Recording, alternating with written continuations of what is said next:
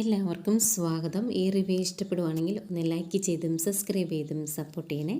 അപ്പോൾ വൈജയന്തി കമലയോട് പറയുന്നുണ്ട്, അവൾ ഇന്നലെ വരാമെന്ന് പറഞ്ഞ് പോയതാ, എന്നിട്ട് ഏതോ ഒരുത്തിനെ കൊണ്ട് വിളിച്ച് പറയിപ്പിച്ചേക്കുന്നു ഇന്നേ വരുവോളെന്ന്. അങ്ങനെ പറയിപ്പിച്ച സ്ഥിതിക്ക് അവൾക്കൊരു പണി കൊടുക്കണ്ടേ എന്ന് ചോദിക്കുമ്പം കമല പറയുന്നുണ്ട്, കൊടുക്കണം, ചെറുതൊന്നും പോരാ, നല്ല വലുത് തന്നെ കൊടുക്കണം എന്ന് പറയും. എന്നിട്ട് ചോദിക്കുന്നുണ്ട്, ഏതോ ഒരുത്തനോ ആരെ വിളിച്ച് പറഞ്ഞതെന്ന് അറിയത്തില്ലേന്ന് ചോദിക്കുമ്പോൾ, ആർക്കറിയാം ഇവളുമാരൊക്കെ ആരുടെ കൂടെ പോകുന്നു, എങ്ങനെ ജീവിക്കുന്നു എന്നൊക്കെ, ഇതൊക്കെ നമുക്കറിയത്തില്ലല്ലോ. അതുകൊണ്ട് തന്നെ അവളെ അവിടുന്ന് ഞാൻ പറപ്പിക്കും. അമ്മയ്ക്കിപ്പോൾ അത്യാവശ്യം വാക്കുറൊക്കെ ഉപയോഗിച്ചൊന്നും നടക്കാവുന്ന അവസ്ഥയിലെത്തിയല്ലോ. കുറച്ചുകൂടെ കഴിഞ്ഞ് അവളെ ഞാൻ അവിടുന്ന് പറപ്പിക്കും, മാക്സിമം ഒരാഴ്ച, അതിനു മുമ്പ് ഞാനത് നടത്തിയെടുത്തിരിക്കും എന്ന് തന്നെയാണ് വൈജയന്തി പറയുന്നത്. അന്നേരം കമല ചോദിക്കുന്നുണ്ട്, ഇനിയിപ്പോൾ അവളവിടെ നിന്ന് മടുത്ത് ഇന്ന് തന്നെ പോകുമോ എന്ന് ചോദിക്കുമ്പോൾ, പോകുവാണെങ്കിൽ പോകട്ടെ, അല്ലെങ്കിൽ വൈകിട്ട് വരെ ആ ഗേറ്റിൻ്റെ ഫ്രണ്ടിൽ വായും തുറന്നിരിക്കട്ടെ എന്നൊക്കെയാണ് വൈജയന്തി പറയുന്നത്. അന്നേരം കമല ഇതെല്ലാം കഴിഞ്ഞിട്ട് പിന്നെയും വൈജയന്തിയോട് ചോദിക്കുവാണ്, എങ്ങനെയാണ് രോഹിത്തിന് ഭയങ്കര ഇഷ്ടമാണോ അവളെ എന്ന്. അന്നേരം രോഹിത്തിനോ, എനിക്ക് മനസ്സിലായില്ല എന്ന് പറയുവാണ് വൈജയന്തി. അന്നേരം കമല പറയുന്നുണ്ട്, അല്ല ഹരി ഇവിടെ പറയുന്നത് കേട്ടു, രോഹിത്തിന് ഭയങ്കര ഇഷ്ടമാണ് അവളെ എന്ന്, ഇവർ തമ്മിൽ എല്ലാം ഷെയർ ചെയ്യുമല്ലോ, അന്നേരം അവൻ ഇവനോട് പറഞ്ഞതാ ഇതെല്ലാം എന്ന് പറയും. അന്നേരം വൈജയന്തി പറയുന്നുണ്ട്, രോഹിത്തിന് അങ്ങനെയൊന്നുമില്ല, നേരെ കാണുമ്പം ഭയങ്കര ദേഷ്യമാണ് അവളോട് എന്ന് പറയുമ്പം കമല പറയുന്നുണ്ട്, അതൊക്കെ പുറമേ കാണിക്കുന്നതായിരിക്കും, ഇതിൻ്റെയൊക്കെ മനസ്സിലെന്താണെന്ന് നമുക്കറിയാൻ പറ്റില്ലല്ലോ എന്ന് പറയുക. അന്നേരം വൈജയന്തി പറയുന്നുണ്ട്, അത് നേരാണ്, അവിടെ ഹരി വന്നിട്ടുണ്ടെങ്കിൽ അവളുടെ പുറകെ ചുറ്റിപ്പറ്റി നിൽക്കും, അതുകൊണ്ടാണല്ലോ റോൾഡ് ഗോൾഡ് ആണ് എന്ന് ആയിട്ടും സ്വർണ്ണമാണ് എന്ന് പറഞ്ഞ് ചെമ്പ് കൊടുത്ത് അവളെ പറ്റിക്കാൻ നോക്കിയത്. പക്ഷേ അവൾ അങ്ങനെയൊന്നും വീഴുന്ന സൈസല്ല, അവളുടെ ചിന്തയും മനസ്സും ഇതുക്കും മേലെയാണ് എന്ന് പറയുക. അന്നേരം കമല ചോദിക്കും, അതുക്കും മേലെയോ, എനിക്ക് മനസ്സിലായില്ല എന്ന് പറയുമ്പോൾ വൈജയന്തി പറയുന്നുണ്ട്, അവളുടെ ലക്ഷ്യം മനുവാണ്, അതുകൊണ്ടാണ് അവന്മാരെ മൈൻഡ് ചെയ്യാത്തത് എന്ന് പറയുമ്പോഴത്തേക്കും കമലയ്ക്ക് ടെൻഷനാണ്. എന്നിട്ട് വൈജയന്തി പിന്നെയും പറയുന്നുണ്ട്, ഏട്ടത്തി ഒന്ന് ഓർത്ത് നോക്കിയേ, ബാംഗ്ലൂരിൽ നിന്ന് ഇപ്പം മനു വന്നിട്ടുണ്ടെങ്കിൽ ആദ്യം ഇങ്ങോട്ടാണോ വന്നെ, അല്ലല്ലോ, നേരെ അവിടെ വരും, എന്നിട്ട് അലീനെ കാണും, അതിന് ശേഷമല്ലേ ഇങ്ങോട്ട് വരാറുള്ളൂ എന്ന് ചോദിക്കുക. അന്നേരം കമല പറയും, അതിനിപ്പോൾ അവൻ ബാംഗ്ലൂർ അല്ലല്ലോ എറണാകുളത്തായെന്ന് പറയുമ്പോൾ, എറണാകുളത്താണോ, അതെന്ന് തൊട്ട് അവൻ എന്നോട് പറഞ്ഞില്ലല്ലോ എന്ന് ചോദിക്കുമ്പം, ഒരാഴ്ച ആയി എന്ന് പറയും. അന്നേരം വൈജയന്തി പറയുവാണ്, അലീനയും പോയേക്കുന്നത് എറണാകുളത്തേക്കാണ്, ഇനിയിപ്പോൾ രണ്ടുപേരുടെ ഒളിച്ചോടിയതാണോ എന്നിങ്ങനെ ചോദിക്കുമ്പോൾ കമല പറയുന്നുണ്ട്, മനു അങ്ങനെയുള്ള കാര്യങ്ങളൊന്നും ചെയ്യില്ല എന്ന്. അന്നേരം നമുക്കറിയത്തില്ല, ഇവരുടെയൊക്കെ മനസ്സെന്താണെന്ന് അറിയത്തില്ല എന്നും വൈജയന്തി പറയുന്നു. ഏതായാലും അത് കേൾക്കുന്ന കമല അത്യാവശ്യം നല്ല ടെൻഷനിലാകുന്നുണ്ട്. ഈ സമയം നമ്മുടെ അലീന ആ വീടിൻ്റെ ഫ്രണ്ടിൽ വെറുതെ ഇരിക്കും കേട്ടോ, കുറേ നേരം ഇരുന്ന് പയ്യൊന്ന് മയങ്ങിപ്പോവും. അന്നേരം പട്ടിയുടെ കുര കേട്ടാണ് കണ്ണ് തുറക്കുന്നത്. അന്നേരം ചുറ്റും നോക്കുമ്പോൾ ആരുമില്ല, അപ്പുറത്തെ വീട്ടിലെ പട്ടി കുറച്ച് സൗണ്ടാണ് കേട്ടത്. അന്നേരം കുറേ നേരം എഴുന്നേറ്റ് അങ്ങോട്ടും ഇങ്ങോട്ടുമൊക്കെ നടക്കും, എന്നിട്ട് മുറ്റത്തോടെ ഒന്ന് നടക്കും. അത് കഴിഞ്ഞ് ഫോൺ വന്നെടുത്ത് നോക്കുമ്പോൾ ഫോണിന് ചാർജില്ല, സ്വിച്ച് ഓഫ് ആയി പോയെന്ന് തോന്നും. അവിടെ പുറത്ത് പ്ലഗ് കുത്താൻ എന്തെങ്കിലും പ്ലഗ് പോയിൻ്റ് ഉണ്ടോ എന്ന് നോക്കുന്നു, അതുമില്ല എന്ന് മനസ്സിലാകുമ്പം കുറച്ച് നേരം കൂടെ അവിടെ ഒന്ന് നിന്നിട്ട് ബാഗ് എടുത്തുകൊണ്ട് അവിടെ നിന്ന് ഇറങ്ങി പോരുവാണ്. എന്നിട്ട് കുറച്ച് ദൂരം നടന്ന് വന്നിട്ട് ഓട്ടോ സ്റ്റാൻഡിൽ വന്നിട്ട് ചോദിക്കും, ബാലേന്ദ്രൻ്റെ ജ്വല്ലറിയുടെ പേര് ചോദിച്ചിട്ട് ചോദിക്കുന്നുണ്ട്, അതെവിടെയാണെന്ന് അറിയാമോ എന്ന്. അന്നേരം അങ്ങേര് കറക്റ്റ് ഇവിടുന്ന് 5 മിനിറ്റ് നടക്കാനുള്ള ദൂരമുള്ളൂ എന്ന് പറഞ്ഞ് ജ്വല്ലറി എവിടെയാണ് എന്ന് പറഞ്ഞു കൊടുക്കും. അങ്ങനെ അലീന ജ്വല്ലറിയിലേക്ക് എത്തുന്നു. അവിടെ എത്തിയിട്ട് അവിടുത്തെ സ്റ്റാഫിനോട് ബാലേന്ദ്രനെ ഒന്ന് കാണണമെന്ന് പറയുവാണ്. സ്റ്റാഫ് ബാലേന്ദ്രനെ വിളിക്കും, അവിടെ വെയിറ്റ് ചെയ്യും, ഇപ്പോൾ വരുമെന്നും പറയുവാണ്. അങ്ങനെ അലീന ബാലേന്ദ്രന് വേണ്ടി വെയിറ്റ് ചെയ്യുന്നു. കുറച്ച് കഴിയുമ്പോഴത്തേക്കും ബാലേന്ദ്രൻ വരും കേട്ടോ. വന്നിട്ട് ചോദിക്കും, നീ എന്താ ഇവിടെ, അലീന എന്താ ഇവിടെ എന്ന് ചോദിക്കും. അന്നേരം അലീന പറയുന്നുണ്ട്, ഞാൻ രാവിലെ വീട്ടിൽ വന്നതാണ്, വീട്ടിൽ ആരുമില്ല, വീട് പൂട്ടിയിട്ടേക്കുക എന്ന് പറയുമ്പോൾ, പൂട്ടിയിട്ടേക്കുവാണോ, അങ്ങനെയൊന്നുമില്ല, നീ അവിടെ അമ്മയുണ്ട് വൈജയന്തി ഉണ്ട് എന്ന് പറയുമ്പോൾ, ഇല്ല സാർ അവിടെ ആരുമില്ല, ഞാൻ രാവിലെ വന്നതാണല്ലോ, ഇത്രയും നേരം അവിടെ ഇരിക്കുമായിരുന്നു, പിന്നെ ആരെയും കാണാത്തതുകൊണ്ട് ഇങ്ങോട്ട് ഇറങ്ങി പോകുന്നതാ എന്ന് പറയും. അന്നേരം ഞാനൊന്ന് വിളിച്ചു നോക്കട്ടെ വൈജയന്തി എന്ന് പറഞ്ഞ് ബാലേന്ദ്രൻ വൈജയന്തി വിളിക്കുവാണ്. എന്നിട്ട് പറയും, ഫോൺ സ്വിച്ച് ഓഫ് ആണല്ലോ, അവളെ വിളിച്ചിട്ട് കിട്ടുന്നില്ല, എവിടെ പോയതാണെന്ന് അറിയത്തില്ലല്ലോ എന്ന് പറയും. എന്നിട്ട് ചോദിക്കുന്നുണ്ട്, രാവിലെ എന്തെങ്കിലും ഉച്ചയ്ക്ക് എന്തെങ്കിലും ഫുഡ് കഴിച്ചോന്നോ, 1:30 മണിയായി അന്നേരം ഇല്ല, ഫുഡൊന്നും കഴിച്ചില്ല എന്ന് പറയുമ്പോൾ, രാവിലെ കഴിച്ചോ എന്ന് ചോദിക്കും. അന്നേരം അലീന പറയുന്നുണ്ട്, രാവിലെയും കഴിച്ചില്ല, ഇങ്ങോട്ട് പെട്ടെന്ന് എത്തണമല്ലോ എന്ന് കരുതി ഞാൻ കാപ്പ് കുടിക്കാതെയാണ് പോകുന്നത്, 9:45 വീട്ടിൽ ഇവിടെ വന്നതാണ് എന്ന് പറയും. ഇത്രയും നേരം അവിടെ ആ വീടിൻ്റെ ഫ്രണ്ടിൽ ഇരിക്കുമായിരുന്നു എന്ന് ചോദിക്കുമ്പോൾ, അതെ അവിടെ ഇരിക്കുമായിരുന്നു, ആരെങ്കിലും വരും എന്ന് പ്രതീക്ഷിച്ച് അവിടെ ഇരുന്നതാ എന്ന് പറയും.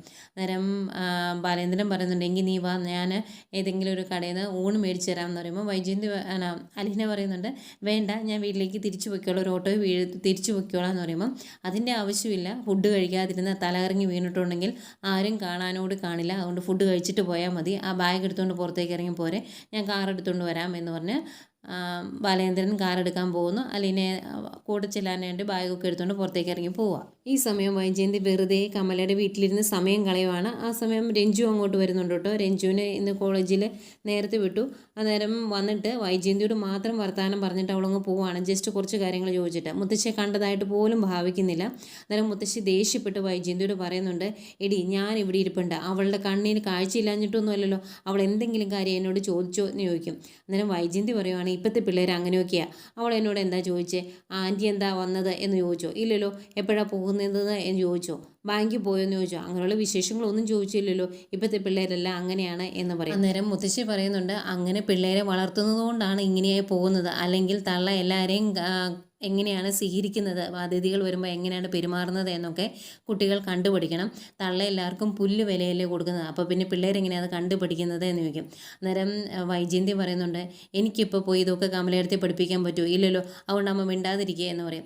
അന്നേരം മുത്തശ്ശി പറയുന്നുണ്ട്, ഞാൻ കമലയുടെ കാര്യം മാത്രമല്ല പറഞ്ഞത്, നിൻ്റെ കാര്യം കൂടിയാണ്, നീയും ഇതുപോലൊക്കെ തന്നെയല്ലേ എന്ന് ചോദിക്കും.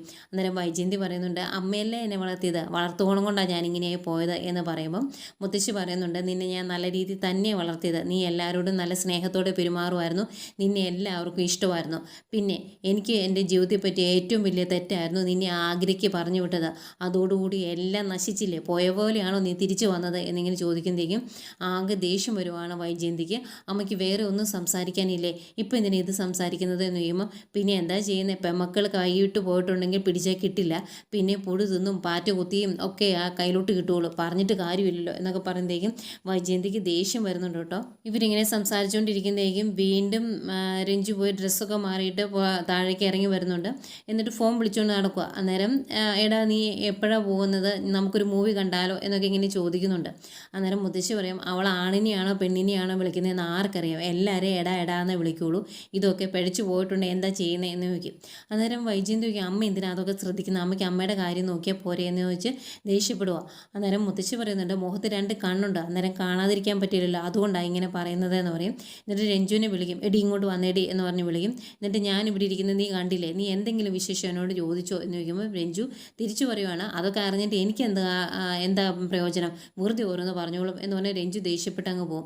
അന്നേരം മുത്തശ്ശി ചോദിക്കുന്നുണ്ട്, എന്തിനാടി നീ ഇവിടെ കൊണ്ട് എന്നിങ്ങനെ നോക്കുകുത്തിയ പോലെ ഇരുത്തേക്കുന്നത്, നമുക്ക് അങ്ങോട്ട് പൊക്കിവിടെ, നീ എന്തിനിങ്ങനെ ഇവിടെ ഇരിക്കുന്നത്, എനിക്ക് ദേഷ്യം വരുക എന്നൊക്കെ മുത്തശ്ശി പറയുമ്പോൾ വൈജയന്തി പറയുവാണ്, അമ്മ ഇവിടെ ഇരുന്നെന്ന് ഓർത്ത് അമ്മയ്ക്ക് എന്താ കുഴപ്പം, വേറെ എന്തെങ്കിലും പ്രശ്നമുണ്ടോ, ഇല്ലല്ലോ എന്ന് പറയുമ്പോൾ, ഓ നീ എന്തിനാ ഇവിടെ ഇരിക്കുന്നത് എന്നൊക്കെ എനിക്ക് നന്നായിട്ട് അറിയാം, ആ പെങ്കൊച്ച് ഇപ്പോൾ വീട്ടിൽ വന്ന് കാണും, അതിന് ഉച്ചപ്പട്ടിണി ഇടാൻ വേണ്ടിയല്ലേ നീ ഇവിടെ ഇരിക്കുന്നത് എന്ന് ചോദിക്കുമ്പോൾ, ആ അമ്മയ്ക്ക് കാര്യങ്ങളൊക്കെ മനസ്സിലായല്ലോ, എങ്കിൽ അവിടെ ഇരിക്കുക എന്ന് പറയും.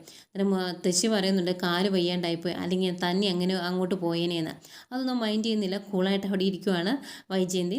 പിന്നെ കാണിക്കുന്നത് നമ്മുടെ ബാലേന്ദ്രനെയും അലീനയാണ്. രണ്ടുപേരുടെ ഒരു ഹോട്ടലിൻ്റെ ഫ്രണ്ടിലോട്ട് ചെന്നിട്ട് വണ്ടി നിർത്തി ബാലേന്ദ്രൻ ഇറങ്ങും. അലീനയ്ക്ക് ആകെ മടിയാട്ടോ, വൈജയന്തിയുടെ സ്വഭാവം അറിയാലോ, അതുകൊണ്ട് തന്നെ. പിന്നെ ബാലേന്ദ്രൻ നിർബന്ധിക്കുമ്പോൾ ഇറങ്ങി പോരുന്നു, ഹോട്ടലിൽ വന്നിരിക്കുന്നു. അകത്ത് കയറി വന്നതിന് ശേഷം ബാലേന്ദ്രൻ്റെ കൂടെ അവിടെ ഇരിക്കാൻ ഒരു മടിയാട്ടോ അലീനയ്ക്ക്. അന്നേരം ബാലേന്ദ്രൻ പറയുന്നുണ്ട്, ഇതൊരു ഹോട്ടലാണ്, ഇവിടെ വൈജയന്തിയുടെ തീണ്ടിലും തൊടിയിലും ഒന്നുമില്ല, അവിടെ ഇരുന്നു എന്ന് പറയും. അന്നേരം ആട്ടോ അലീന അവിടെ നിന്ന് ഇരിക്കുന്നത്. അതിനുശേഷം ഭക്ഷണം എന്താ കഴിക്കണ്ടേ എന്നൊക്കെ ചോദിക്കുന്നു. വെയിറ്റർ വന്നു കഴിയുമ്പോൾ അയാളോട് ഭക്ഷണം പറയുവാണ്. ഫിഷ് ഫ്രൈയും കറിയും ഒക്കെ ഉള്ള ഒരു ഊണാണ് ബാലേന്ദ്രൻ ഓർഡർ ചെയ്യുന്നത്. എന്നിട്ട് ബാലേന്ദ്രൻ വീണ്ടും വൈജയന്തിയെ വിളിച്ചു നോക്കുന്നുണ്ട്. അന്നേരം സ്വിച്ച് ഓഫ്. അന്നേരം ബാലേന്ദ്രൻ പറയുന്നുണ്ട്, വൈജയന്തിൻ്റെ ഫോൺ സ്വിച്ച് ഓഫ് ആണല്ലോ, ഇനിയിപ്പോൾ ചാർജ് തീർന്നിട്ട് പോലും അങ്ങനെ ആയി പോയതായിരിക്കും പോലും എന്നൊക്കെ ഇങ്ങനെ പറയുമ്പം അലീന പറയുന്നുണ്ട്, അത് ചാർജ് തീർന്നു പോയതൊന്നും അല്ല സാർ, സ്വിച്ച് ഓഫ് ചെയ്ത് വെച്ചേക്കുന്നതാ എന്ന്. അങ്ങനെ ബാലേന്ദ്രൻ ചോദിക്കും, സ്വിച്ച് ഓഫ് ചെയ്ത് വെച്ചേക്കുന്നു, അതുകൊണ്ട് എന്താ പ്രയോജനം എന്നിങ്ങനെ ചോദിക്കുമ്പം അലീന പറയുന്നുണ്ട്, ഞാൻ ഇന്നലെ വരാം എന്ന് പറഞ്ഞിട്ടാണ് പോയത്, എന്നിട്ട് വന്നില്ല, അതിൻ്റെ ദേഷ്യം മേഡത്തിനുണ്ട്, അതുകൊണ്ട് തന്നെ ഇന്ന് ഞാൻ വരും എന്നറിഞ്ഞതുകൊണ്ട് അവിടുന്ന് മുത്തശ്ശിയും കൊണ്ട് പോയതാണ്. മുത്തശ്ശി ഉള്ളപ്പം വീട് പൂട്ടിയിട്ട് പോകാൻ പറ്റില്ലല്ലോ. ശരിക്കും മുത്തശ്ശിയെ ഡോക്ടറെ കാണിക്കേണ്ട ദിവസം ഇന്നല്ലായിരുന്നു. ഇന്നിപ്പം മുത്തശ്ശിയും കൊണ്ട് പുറത്ത് പോയാലേ വീട് പൂട്ടാൻ പറ്റുള്ളൂ, അതുകൊണ്ട് തന്നെയാണ് അവിടുന്ന് മുത്തശ്ശിയും കൊണ്ട് പോയത്. ഞാൻ പുറത്ത് നിൽക്കാൻ വേണ്ടി ഇങ്ങനെയൊക്കെ കാണിച്ചതാണ് എന്നൊക്കെ പറയുമ്പോഴാണ് ബാലേന്ദ്രൻ അങ്ങനെ ഒരു കാര്യത്തെപ്പറ്റി ചിന്തിക്കുന്നത്. അന്നേരം ബാലേന്ദ്രൻ ചിരിച്ചുകൊണ്ട് ചോദിക്കുകയാണ്, അപ്പോൾ ഇതിൻ്റെ പുറകിൽ വലിയൊരു ഗൂഢാലോചന ഉണ്ട് എന്നാണോ പറയുന്നത് എന്ന് ചോദിക്കുമ്പോൾ, തീർച്ചയായിട്ടും എന്നെ വിഷമിപ്പിക്കണം, അതാണ് മാഡത്തിൻ്റെ ഉദ്ദേശം എന്നിങ്ങനെ പറയുന്നുണ്ട്. എന്നിട്ട് അലീന അതിൻ്റെ കൂടെ തന്നെ പറയുന്നുണ്ട്, മുത്തശ്ശിയുടെ കാലൊന്ന് ശരിയാകാൻ വേണ്ടി നോക്കിയിരിക്കുകയാണ് മാഡം, എന്നെ പറഞ്ഞു വിടാൻ എന്നിങ്ങനെ പറയുമ്പം ബാലേന്ദ്രൻ ചോദിക്കുന്നുണ്ട്, വേറെ എവിടെയെങ്കിലും ജോലി കിട്ടാൻ സാധ്യതയുണ്ടോ അലീനയ്ക്ക് എന്ന്. അന്നേരം അലീന പറയും, മാമച്ചായനോട് പറഞ്ഞിട്ടുണ്ട് പറഞ്ഞിട്ടുണ്ടെങ്കിൽ എവിടെ വേണമെങ്കിലും എനിക്ക് ജോലി മേടിച്ച് തരും, അതൊരു പ്രശ്നമല്ല എന്ന് പറയുമ്പം ബാലേന്ദ്രൻ പറയുന്നുണ്ട് എങ്കിൽ അങ്ങനെ എന്തെങ്കിലും നോക്കിക്കോണം. ഇവിടെ വൈജയന്തിയുടെ ഈ മുഖവീർപ്പീരും കണ്ടുകൊണ്ട് ജോലി ചെയ്യേണ്ട കാര്യമില്ലല്ലോ അലീനയ്ക്ക് എന്ന് പറയുമ്പം അലീന പറയുന്നുണ്ട് ആദ്യമൊക്കെ എനിക്കിത് ഭയങ്കര വിഷമമായിരുന്നു, ഇപ്പം എനിക്ക് വെറും തമാശ പോലെയാണ് തോന്നുന്നത്. കാരണം സ്വന്തം മുഖത്ത് തന്നെത്താനെ ചെളിയും കരിയും ഒക്കെ ഒരാൾ വാരി തേക്കുന്നതായിട്ട് എനിക്ക് തോന്നാറുള്ളൂ എന്ന് പറയുമ്പം ബാലേന്ദ്രന് ഒരു ചിരി വരുന്നുണ്ട് കേട്ടോ. ഏതായാലും ഇവരിങ്ങനെ പറഞ്ഞുകൊണ്ടിരിക്കുന്നതേക്കും അങ്ങോട്ടേക്ക് ഫുഡ് വരുന്നുണ്ട്. ഫുഡെല്ലാം എടുത്ത് വെക്കുമ്പം ഇവർ അവിടെ വന്നിരുന്ന് ഭക്ഷണം കഴിക്കാനിരിക്കുന്ന വേറൊരു സ്ത്രീ ശ്രദ്ധിക്കുന്നുണ്ട് കേട്ടോ. അവർ ഇവരെ തന്നെ നോക്കിക്കൊണ്ട് അപ്പുറത്തേക്ക് മാറിയിരിക്കുന്നുണ്ട് ബാലേന്ദ്രനെയും അലീനയും. ഇനിയിപ്പം ഇത് 10 ഇരട്ടിയായിട്ട് വൈജയന്തിയുടെ ചെവിയിലേക്ക് എത്തുമായിരിക്കും. ഏതായാലും ഇത്രയൊക്കെ കാണിച്ചുകൊണ്ടാണ് ഇന്നത്തെ എപ്പിസോഡ് അവസാനിക്കുന്നത്. പിന്നെ നാളത്തെ പ്രൊമോ കാണിക്കുന്നുണ്ട്. കമല ആകെ ടെൻഷനിലാണ്. ഇനിയിപ്പം നമ്മുടെ മനു അലീനയുടെ വലയിൽ വീണോ എന്നറിയത്തില്ലല്ലോ, അതുകൊണ്ട് ദേഷ്യപ്പെട്ട് പറയുവാണ് എറണാകുളത്തേക്ക് ജോലി മേടിച്ചത് അലീനയെ കാണാനാണോ, അങ്ങനെ എന്തെങ്കിലും ഉദ്ദേശം ഉണ്ടോ എന്ന് ചോദിക്കുമ്പോൾ അങ്ങനെയാണെങ്കിൽ തന്നെ ഇപ്പം എന്താ കുഴപ്പമെന്ന് ചോദിക്കുവാണ് മനു. അന്നേരം കമല പറയുന്നുണ്ട് അങ്ങനെയാണെങ്കിൽ നോക്കിയോ, നാളെ തന്നെ ഞാൻ അവളെ അവിടുന്ന് പറഞ്ഞു പിടിപ്പിക്കും എന്ന് പറയുമ്പം മനു പറയുന്നുണ്ട് അമ്മ അങ്ങനെ പറഞ്ഞു പിടിപ്പിച്ചിട്ടുണ്ടെങ്കിൽ എൻ്റെ പേരും പറഞ്ഞ് അവിടുന്ന് അവളെ ഇറക്കിയിട്ടുണ്ടെങ്കിൽ പിറ്റേ ദിവസം ഞാൻ അവൾക്ക് എറണാകുളത്ത് വേറെ എവിടെയെങ്കിലും ജോലി മേടിച്ചു കൊടുക്കുക എന്ന് പറയുമ്പം അന്തം വിട്ട് നിൽക്കുന്നുണ്ട് കേട്ടോ കമല. ഏതായാലും ഇതൊക്കെയാണ് പ്രമോ ആയിട്ട് കാണിക്കുന്നത്. പിന്നെ വീട്ടിൽ വന്നിട്ട് മുത്തശ്ശി വൈജയന്തിയോട് ദേഷ്യപ്പെടുന്നതും ഒക്കെ കാണിക്കുന്നുണ്ട്.